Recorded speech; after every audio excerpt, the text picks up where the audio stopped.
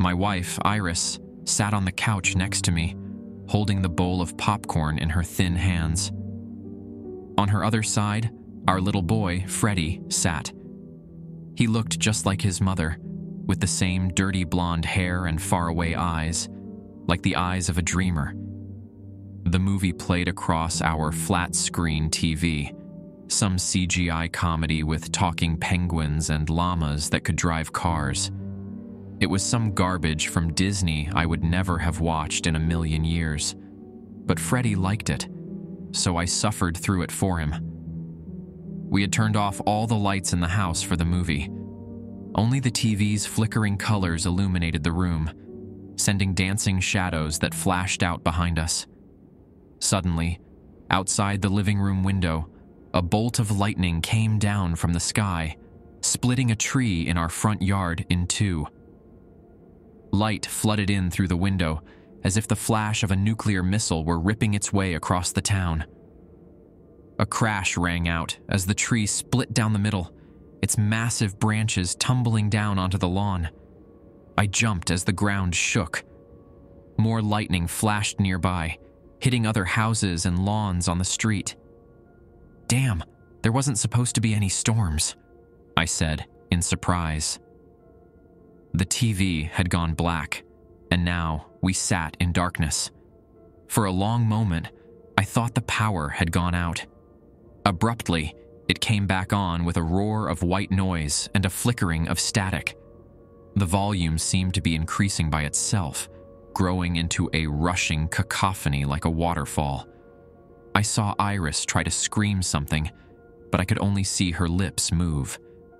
As suddenly as it all started, it stopped. The standard "Please stand by" screen with a rainbow of blocky colors behind it appeared. There was a clanging, ringing sound that emanated from the speakers, high-pitched and whining like tinnitus. Then text started appearing across the screen. At the same time, a deep, serious voice spoke in the background, like a radio announcer reporting on the death of a president. "This is the Demon Emergency Alert Broadcast System," the voice read grimly. "This is not a test. Level 5 activity has been reported in your area. Do not go outside. Close all blinds, shutters, and windows. Lock all doors and close any attached garages. Do not open your doors except to military or police personnel with the proper insignia. Even if someone appears to be in distress, do not open your door to investigate or try to interfere in any way. A temporary quarantine is in effect for your area. Military and police assistance is on the way. To ensure the greatest chances of survival during this time of crisis, please abide by the following rules. Rule 1. If blood begins to pour under your door, go to a higher floor immediately. Avoid physical contact with the blood at all costs. Rule 2. All legitimate military and police personnel will have a special insignia on their helmets and jackets, an eye contained in a double-thumbed fist. Only accompany them if they have this insignia. Otherwise, they are imposters. Rule 3. Avoid mirrors for the duration of the emergency. The voice cut out abruptly, slowing down in a mechanical whine. Static started flashing across the TV, covering the "Please stand by" message that had returned in blocky letters. At that moment, the lights went out. They came back on a couple seconds later, brightening and dimming, before the power failed again. This time, the electricity did not come back on. "What the fuck?"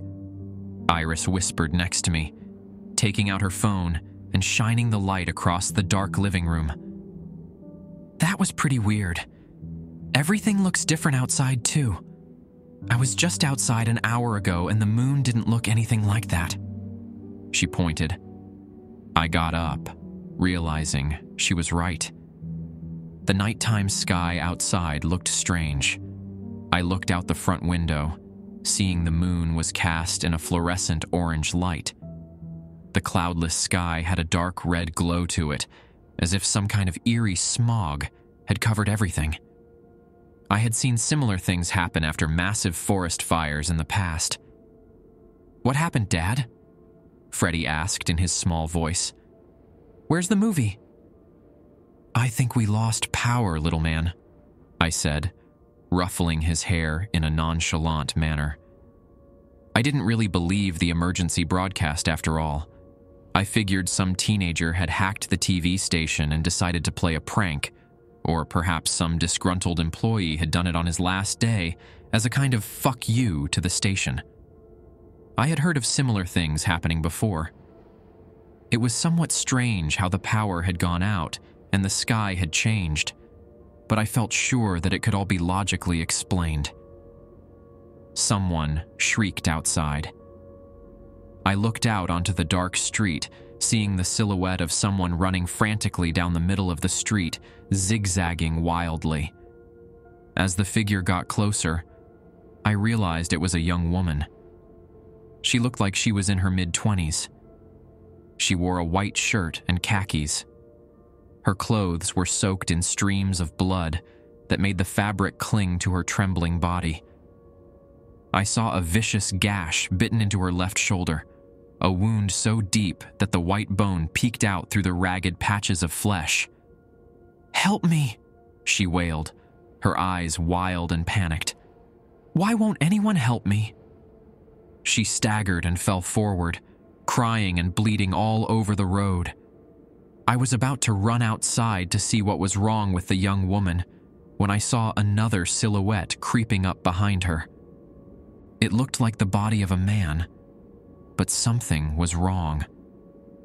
As he drew closer, I caught a glimpse of the man's face through the dim light. The left side of it was rotted and decayed, while the right looked muscular and healthy. He wore a black suit that looked like little more than tatters. Pieces of it fell off in ragged strips. I could see his left hand was also decomposing. Whatever kind of sickness it was, it seemed to extend to the whole left side of his body. The stiff, skeletal leg cracked as he dragged it behind him, silently drawing nearer to the young woman. The living side of his face split into an insane rictus grin as he looked down at her. He carried a blood-stained axe that dragged on the pavement behind him with a harsh, metallic groan. "Get away from me!" The woman screamed at the abomination, trying to kick at him. But she looked weakened from blood loss, and her attempts were feeble and slow. The man laughed, a sound that rang out like the gurgling of blood. He spat squirming maggots from his mouth onto the dark street below. He knelt down before the gasping woman and gave a low whisper. It carried on the dead, silent air. "So warm," he murmured, wiping his dead, putrefying fingers across the streams of blood that spurted from her left shoulder. He stuck an inhumanly long, pointed tongue out of his chattering lips and began to lick the blood off his hands. But not enough. Not nearly enough. He stuck the bony, decaying fingers of his left hand into the wound and started pulling at the ragged wound. Blood bubbled out in increasing quantities, covering her body in its wet sheen. The woman jerked, her face turning pale and bloodless. She tried to kick at him, but he only laughed again, gurgling like a man with a slit throat. In horror, I watched him raise the axe above his head. It stood there for a long moment, trembling in his shaking hands like a guillotine blade. "Please don't," the woman pleaded as he grinned down at her. In a blur, he swung the axe down into her forehead. There was a wet cracking of bone and a ringing of metal. She sat there with her mouth open for what felt like a very long moment. Then, limply, she collapsed to the pavement. A dull thud echoed down the street as her skull smacked the pavement. Sickened, I closed the blinds on the window and turned away, realizing that Freddy and Iris had been standing right behind me the entire time, watching the horrific display. Freddy was crying quietly into his hands, while Iris looked pale, her green eyes wide and unbelieving. The woman exhaled one last time, a long, drawn-out death gasp, and then everything went silent. I felt sick and weak. Staggering, I put my hand out against the wall. A wave of nausea rose up my stomach. I ran towards the bathroom, shining the light from my cell phone to light the way. Iris started crying. I heard her frantically try to dial 911 over and over again. "Damn it, nothing's working," she cried. I stumbled into the bathroom and threw up all the popcorn and soda I had consumed that night into the toilet. Covered in sweat, I started wiping my face with toilet paper. I pushed myself up, glancing into the mirror. A cadaverous version of myself stood there, the dead face showing horror and surprise, just like my own. I saw the same high cheekbones, the same shaved head, but in the mirror image, maggots writhed and squirmed in the rancid flesh. I backpedaled into the wall, stuttering something incomprehensible. The reflected image did the same, his lipless mouth opening and closing with silent curses. He wore the same clothes as myself, a black t-shirt and blue jeans, but they were rotted and tattered, as if they had been dug out of a grave. "What the fuck?" I swore, raising my right hand experimentally. The mirror image did the same, matching every single movement perfectly. At that moment, Iris came running into the bathroom, her soft footsteps thudding gently against the marble floor. I jumped, turning to her. "There's someone outside the door," she whispered, her face pale. I glanced back at the reflection, seeing that the other version was no longer following my movements. "Watch out!" I cried, but it was too late. The skull-like face came forward in a blur. His arm shot out towards Iris.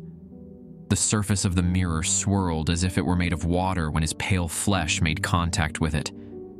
The sharp points of bone of his fingers wrapped around Iris's neck. Stunned and silent, I watched in horror as he started dragging her into that other world. "Stop him!" she screamed. "God! Make him stop!" I ran forward, grabbing her legs as her head and chest was sucked through. There was a slight popping sound when her body entered the liquid-like surface. I tried to hold on with all of my strength, but whatever abomination was on the other side was strong, stronger than me. His iron grip yanked her out of my hands. "Dad?" Freddie asked, slinking into the bathroom. His eyes were wide and wild.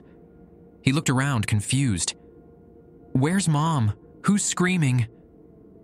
I had to make a decision instantly, I knew. I could either stay with my son or try to get my wife back. I knew I couldn't just leave Iris, though. I felt mentally torn. I looked between him and the mirror, my heart quivering with anxiety.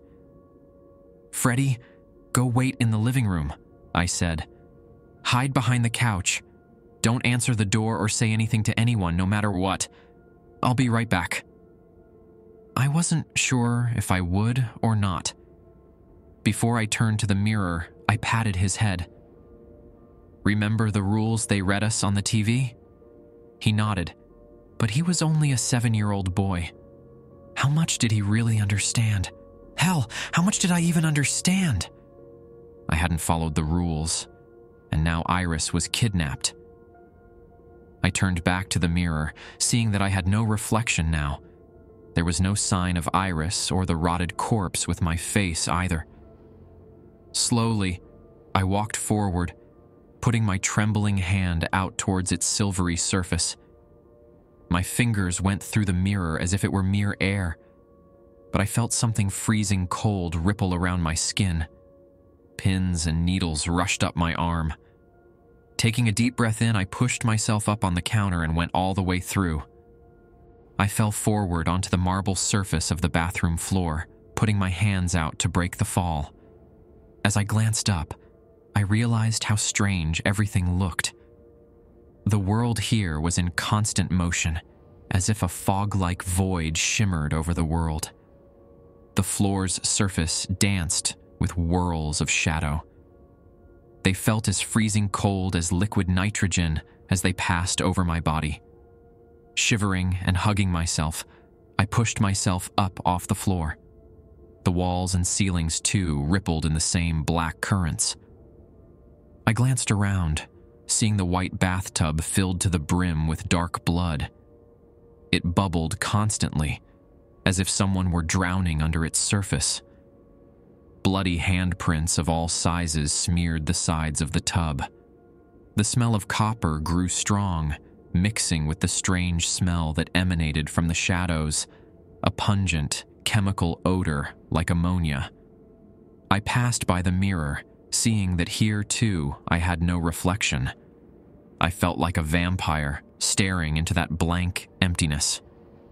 Feeling sick and disoriented, I stumbled forward, afraid to even breathe too loudly. I heard Iris crying and shrieking somewhere nearby. "No!" she wailed. "Please, stop!" Her voice seemed to be growing fainter and weaker, as if she were being dragged away by a tsunami. I peeked around the corner. Everything looked like nightmarish and strange. The living room looked much longer, stretching out for hundreds of feet. It had the same blue carpet and white walls as the one in my world, but now it was the size of a football stadium. The dark red couch had lengthened to an absurd size, stretching wide enough to fit 100 people in it. The TV loomed across the room like the screen of a movie theater. It flickered constantly, showing a cacophony of white noise and static interspersed with horrible images. Naked corpses with their throats sliced from ear to ear, burning bodies, people falling to their deaths from burning buildings. But none of that was what made an involuntary gasp of horror rise up my throat. It was the enormous spiderweb spanning the length of the ceiling, fluttering softly in the breeze. In the center of the symmetrical web, I saw Iris, covered in silky thread up to her neck. She was hanging horizontally facing down, her body parallel to the floor. She struggled against the webbing that bound her like steel chains.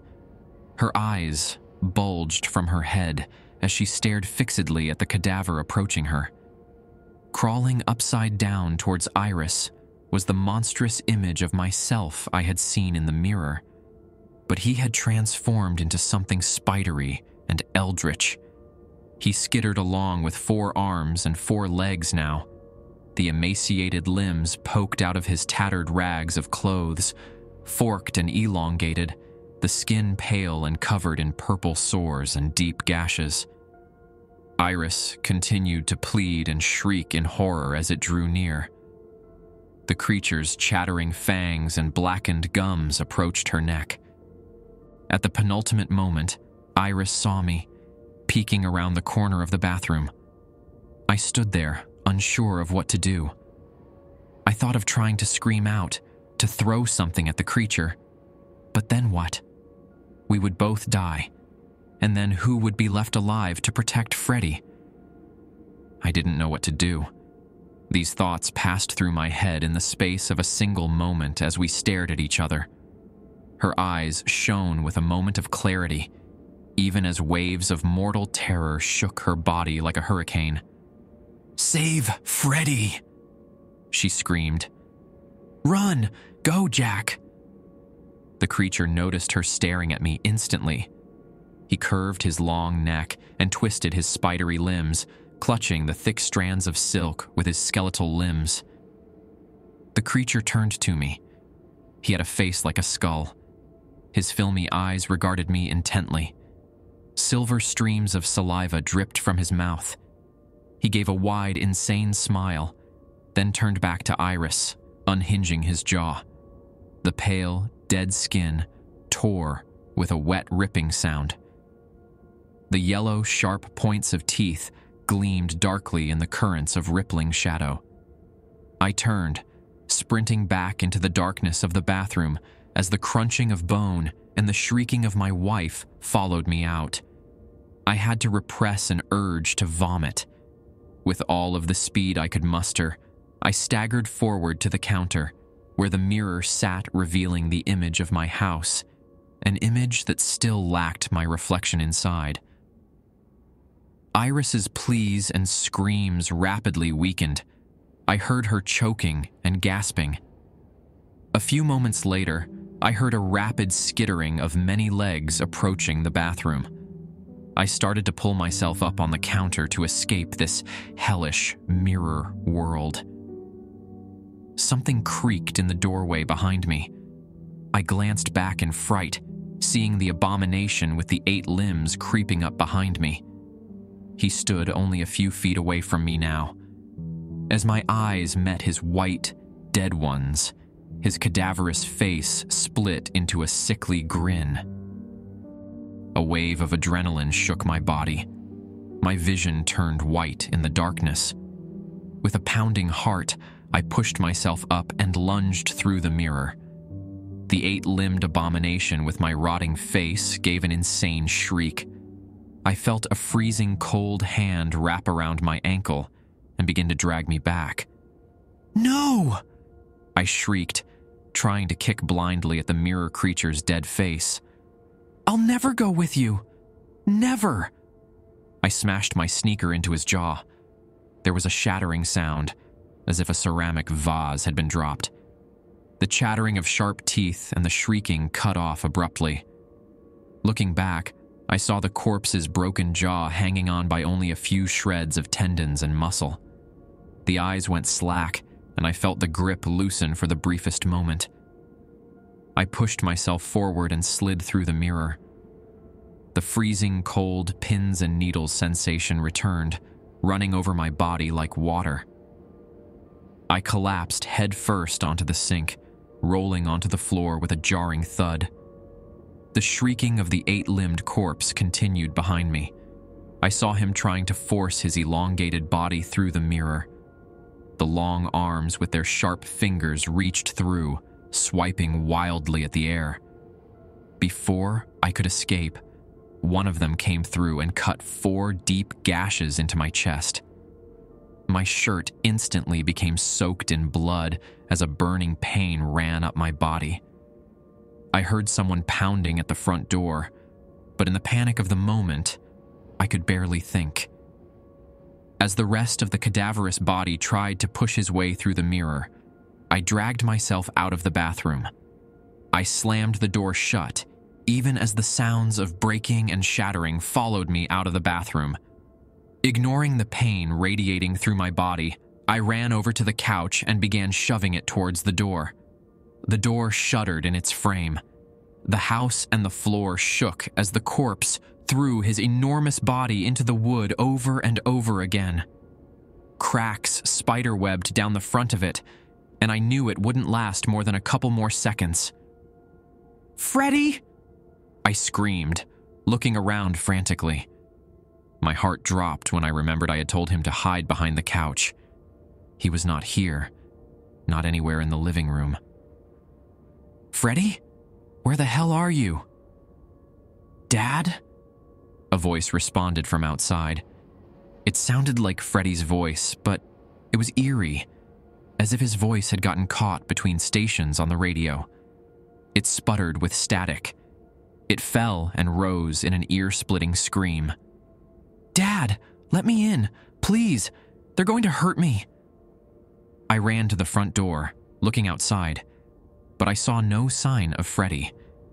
The sky had changed, though.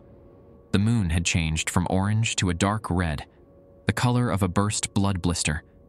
The rest of the sky was such a dark shade of crimson that it looked almost black. Around my feet, I felt something warm and wet. "Where are you?" I yelled. "I don't see..." At that moment, the bathroom door exploded outwards in a shower of nails and splinters, covering my face and body in the debris. The cadaverous face peeked around the corner, as if he were playing hide-and-seek rather than hunting and killing people. "Fuck!" I swore as I looked down, seeing blood streaming in from under the door. It covered my sneakers up to the tops of the soles as more and more flooded in. I ran for the stairs as the 8-limbed corpse skittered across the ceiling like a spider. He hung upside down, the jaw hanging askew on his putrefying skull, the filmy eyes flashing with bloodlust. I was already halfway up the stairs when the corpse jumped down into the lake of blood at the bottom of the stairs. With his elongated, twisted limbs, he began pulling himself towards the first step in a blur, covering his body in the thick, putrid blood that continuously poured in through the bottom of every door. But something was in the blood. I saw to my horror. I froze in place near the top of the stairs, watching the creature as he struggled to pull himself out of the blood, which was already at knee height and still rising. There were dark silhouettes slithering through the blood. I saw the head of a black snake peer out at the 8-limbed cadaver. The snake had no eyelids, and its eyes looked as red as the blood it lived in. It wrapped its muscular body around his torso, rising up towards the cadaver's face. The blood-red eyes met those dead, rotted ones of the corpse as they stared at each other. Then the eldritch snake lunged forward and bit off the corpse's face. Other snakes started to rise out of the surface, wrapping around his 4 legs and slithering up his back. The corpse wailed like a banshee, running blindly into the walls to try to smash the many snakes that suffocated and bit him from all sides. But this only seemed to heighten their hunger and bloodlust. The sound of shredding flesh and snapping bone followed me as I ran into Freddy's room and hid. His room was the only one without mirrors in it, I knew, and I wouldn't be making that mistake again. In the thick curtains of shadow, a small voice rang out, terrified and searching. "Dad, is that really you?" Freddy asked, hiding behind his chest of toys. I saw his small body, contorted and pale, his little head poked above the lid. "Freddy, you're alive!" I cried, running over and hugging him. Tears streamed down my face. "I thought you were outside. I heard you screaming out there." "I heard you and Mom yelling outside, too," Freddy whispered, his small body trembling as I held him. "I got scared and ran up here. I'm sorry, Dad. Where's Mom?" "It's okay. Thank God you did," I murmured, remembering the lake of blood downstairs and all those strange, black snakes. "Mom isn't coming, Freddy." He went silent then and didn't ask any more questions. A sick, heavy weight covered my heart. In the darkness, we hid and waited, though I knew not for what. The smell of copper and iron from all the blood downstairs had become overwhelming. After a few minutes of this, I took my phone out and shone it around experimentally. I saw a thin layer of blood streaming into the room, rising up the stairs like the waves of a tsunami. It covered the hallway's hardwood floor, a half-inch thick, deep already, and growing fast.